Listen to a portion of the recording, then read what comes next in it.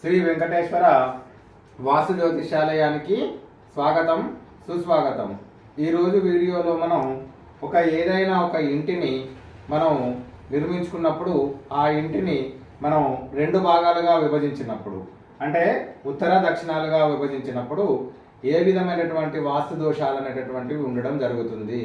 అంటే పూర్వపు రోజులలో మన పూర్వీకులు ఏదైనా వాళ్ళకి ఒక గృహాన్ని నిర్మించుకున్నప్పుడు వాళ్ళకు ఇద్దరు కుమారులైనప్పుడు ఆ యొక్క కుమారులకు ఒకే ఆయాది గణితం ద్వారా ఒక ఇంటికి తూర్పు ఉత్తరం దక్షిణాలు పడమరలుగా బేస్ చేసుకొని వాళ్ళకు రెండిండ్లు అనేటటువంటి ఒకే పారుకు తీసుకొని వాళ్ళు గృహాన్ని నిర్మించుకోవడం జరిగింది. అయితే వాళ్ళు తల్లిదండ్రులు వాళ్ళ ఇద్దరు కానీ ముగ్గురు కానీ కుమారులు ఆ ఇంట్లో నివసించున్నప్పుడు వాళ్ళకి ఎలాంటి వాస్తు దోషాలు అనేటటువంటివి ఉండకపోవడం జరిగింది. ఎందుకంటే ఒకే ఇంటికి తూర్పు ఉత్తరాలు దక్షిణాలు ఈశాన్యం ఆగ్నేయం నైరుతి భాగ్యాలు వాళ్ళు పూర్తి స్థాయిలో వాళ్ళు ఫలాలు అనేటటువంటివి తీసుకోవడం జరిగింది.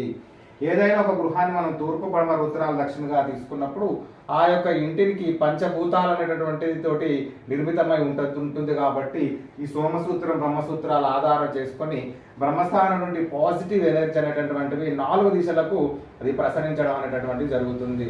కానీ పూర్వ రోజులలో వాళ్ళు కర్రతోటి ఎనగరలు వాసాలు ముగురాలతో నిర్మించుకోవడం అనేది జరిగింది. కాబట్టి ఆ ఇద్దరు కుమారులకు వాళ్ళ ఒక గృహాన్ని ఫర్ ఎగ్జాంపుల్ ఈ విధంగా ఒక గృహాన్ని అనేది తీసుకున్నప్పుడు వాళ్ళు తూర్పు పడమర ఉత్తరాలు దక్షిణగా తీసుకున్నప్పుడు ఈ విధమైనటువంటి పోర్షన్ ఒకరు ఈ విధమైనటువంటి పోర్షన్ ఒకరుగా తీసుకున్నప్పుడు తూర్పు భాగం ఒకరు మనకు ఈ దక్షిణ భాగాలు ఒక భాగంగా విభజించినప్పుడు ఈ రెండో భాగంగా ఉత్తరం దక్షిణాలు ఉత్తరం సైడు దక్షిణ సైడ్గా వాళ్ళు 2 భాగాలుగా విడగొట్టినప్పుడు ఆ ఉత్తరం వైపు ఉన్నటువంటి వాళ్ళు తర్వాత దక్షిణ వైపు ఉన్నటువంటి వాళ్ళు ఏ విధమైనటువంటి వాస్తు దోషాలు అనేటటువంటివి తీసుకోవడం జరుగుతుంది.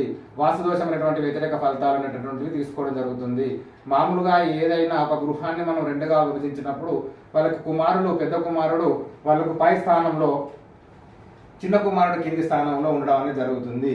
ఈ విధంగా మనకు తీసుకున్నప్పుడు ఇప్పుడు దక్షిణ వైపు అనేటటువంటిది పెద్ద కుమారుడు, అది ఉత్తరం వైపు చిన్న కుమారుడు అనేటటువంటిది అది విభజించడం ఆనవాయితీగా ఉండడం జరిగింది. కాబట్టి మనం ఇక్కడ ఇది నీచ స్థానం ఉచ్చ స్థానాలు అనేది మన స్థానాలు తీసుకున్నప్పుడు కూడా ఉచ్చ స్థానంలో ఉన్నటువంటి వాళ్ళు ఇక్కడ మనకు ఈశాన్యం వైపు ఉత్తరం వైపు ఉన్న వాళ్ళకి యోగ్యదాయకంగా, నీచ స్థానం వైపు అనగా పెద్ద కుమారుడికి దక్షిణ వైపు ఉన్న వాళ్ళకి వాస్తు రకమైనటువంటి వ్యతిరేక ఫలితాలు అనేటటువంటివి ఉండడం జరుగుతుంది.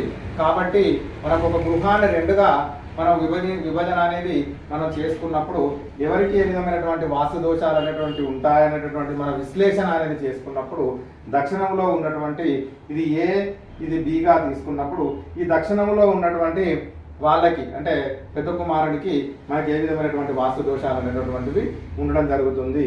ఈ దక్షిణంలో ఉన్నటువంటి ఎవరైనా ఈ దక్షిణ ప్రాంతంలో ఉన్నటువంటి వాళ్ళకి తూర్పు ఉత్తరాల ఖాళీ స్థలాలపై హక్కు అనేది ఉండడం జరగదు. ఇప్పుడు ఈ విధంగా ఒక పోర్షన్ అనేది తీసుకున్నప్పుడు వాళ్ళకి ఇక్కడ తూర్పు ఉత్తరం పడమర దక్షిణాలను తీసుకున్నప్పుడు ఈ ఉత్తరం ఖాళీ స్థానం ఏదైతే ఉందో వాళ్ళు ఆ యొక్క ఉత్తర స్థానం యొక్క ఫలాలను వాళ్ళు తీసుకోకపోవడం జరుగుతుంది. ఇక్కడ ఉత్తరం కుబేర స్థానం, ఇంటి యొక్క ఖాళీ ప్లేస్ ఏదైతే ఉత్తరం ఏదైతే ఉందో ఈ ప్లేస్ ఏదైతే ఉందో ఈ ఉత్తరం కుబేర స్థానం కాబట్టి మనకు పడమర దక్షిణం కన్నా ఉత్తరం ఖాళీ స్థలం అనేది ఎక్కువగా ఉన్నప్పుడు ఆ ఇల్లు యోగ్యదాయకంగా ఉంటుందనేటటువంటి వాస్తు సూత్రాన్ని ఆధారంగా చేసుకున్నప్పుడు ఇక్కడ మనకు దక్షిణం అనేది ఉత్తరం ఖాళీ స్థలం లేక దక్షిణం అనేది పెరిగిన దోషం అవుతుంది. మనకు దక్షిణ ఖాళీ స్థానం అనేది ఉండడం జరుగుతుంది. ఉత్తర కుబేర స్థానం అనేది లోపించడం జరుగుతుంది.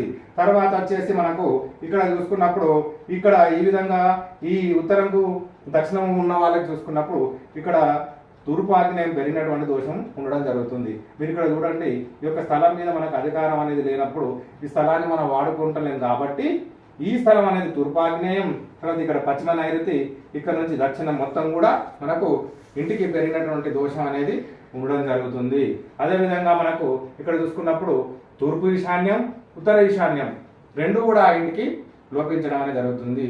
తూర్పు ఈశాన్యం ఉత్తర ఈశాన్యం తర్వాత ఈశాన్యం అనేది కూడా లోపించినప్పుడు ఆ యొక్క ఇంటికి తూర్పు ఈశాన్యం పెరిగిన ఇల్లు ఉత్తర ఈశాన్యం పెరిగిన ఇల్లు చాలా యోగ్యదాయకంగా ఉంటుంది. కాబట్టి ఒక వ్యక్తి కానీ తర్వాత ఒక సంస్థలు కానీ ఫ్యాక్టరీస్ కానీ పెరగాలనుకున్నప్పుడు తూర్పు ఈశాన్యాలు ఉత్తర ఈశాన్యాలు పెరిగినప్పుడు వారికి యొక్క యోగ్యదాయకంగా ఉంటుంది. కాబట్టి దక్షిణ స్థలంలో నివసించేటటువంటి వారికి ఈ లోపాలు అనేటటువంటివి ఉంటాయి కాబట్టి వాళ్ళు ఎదగకపోవడం అనేది జరుగుతుంది.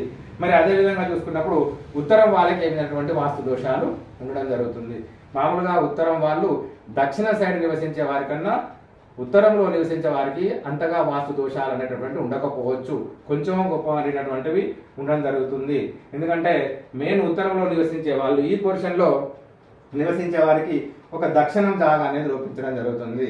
ఈ దక్షిణం అనేది పురుషులకు ఉచ్చ స్థానం కాబట్టి వాళ్ళకు ఒక దక్షిణ స్థానం అనేది లోపించడం తప్ప మేజర్గా ఎట్లాంటి వాస్తు దోషాలు అనేటువంటివి ఉండడం అనేది జరగదు. ఇక్కడ మీరు చూసుకున్నట్లయితే ఈ ఉత్తరంలో ఉన్నటువంటి వాళ్లకు ఇక్కడ పశ్చిమ నైరుతి, ఇక్కడ పశ్చిమం నుంచి వాయువ్యము, తూర్పు నుంచి తూర్పు ఈశాన్యం ఈ పోర్షన్ వాడుకుంటారు కాబట్టి వాళ్ళకు ఈ పశ్చిమ నైరుతి అనేది వాళ్ళకు ఒక ప్లేస్ ఉంటుంది, కానీ వాళ్ళు దానికి అధికారం ఉండదు కాబట్టి ఇక్కడ పశ్చిమ నైరుతి అనేది పెరిగిన దోషం ఉంటుంది.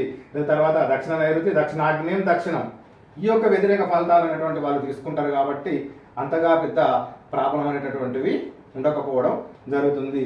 అదేవిధంగా ఇక్కడ తూర్పు, తర్వాత ఈశాన్య, ఉత్తరాలు ఇవన్నీ కూడా మనకు ఎక్కువగా పాజిటివ్ ఇచ్చేటటువంటి స్థలాలు కాబట్టి తూర్పులో ఉన్నటువంటి ఈ ప్లేస్ ఎవరైతే ఉన్నారో ఈ తూర్పు ప్లేస్ అయితే ఎవరైతే వాడుకుంటారో వాళ్ళకి పేరు ప్రఖ్యాతాలు వస్తాయి కాబట్టి మనకు ఇంటిని ఉత్తరం దక్షిణాలుగా విభజించినప్పుడు దక్షిణంలో నివసించే వారికంటే ఉత్తరంలో నివసించేటటువంటి వారు యోగ్యతాయకంగా ఉంటారు.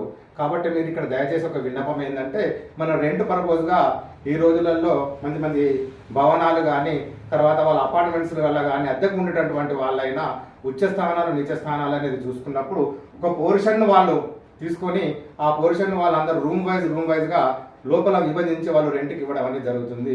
కాబట్టి మీరు రెంట్కు ఉండేటప్పుడు కూడా సేమ్ ఇదే పద్ధతి అవలంబిస్తారు కాబట్టి మనము నీచ స్థానంలో కాకుండా ఉచ్చ స్థానంలో మనకు అద్దెకు ఉన్నట్లయితే మంచి ఫలితాలు అనేటటువంటివి ఉండడం జరుగుతుంది. కాబట్టి మీరు ఈ విషయాన్ని పరిగణనలోకి తీసుకొని వాస్తు విషయాలను మీరు పాటించి లాభాన్ని పొందుతారని ఆశిస్తూ సెలవు తీసుకుంటున్నాను.